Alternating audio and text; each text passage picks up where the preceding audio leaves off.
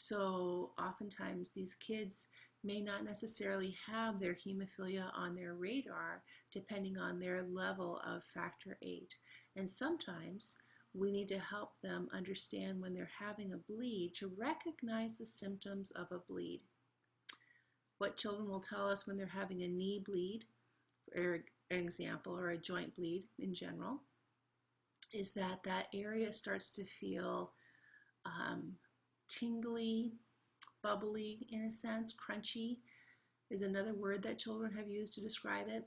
It'll start to feel warm. You will not see a bruise over the joint that's affected. Some people think that they'll see a bruise right away because we think of bleeding and we normally think of bruises. But what's happening is deeper inside. It's actually happening inside the joint is filling up with blood.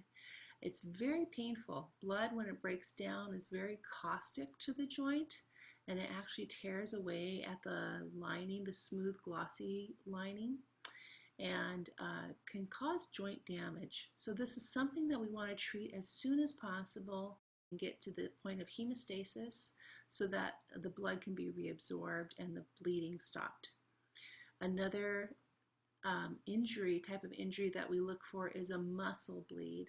Sometimes a child will have an overuse injury, or say they're playing a game and they collide with another child and their muscle starts to have tears or little blood vessel tears, and start filling up with blood.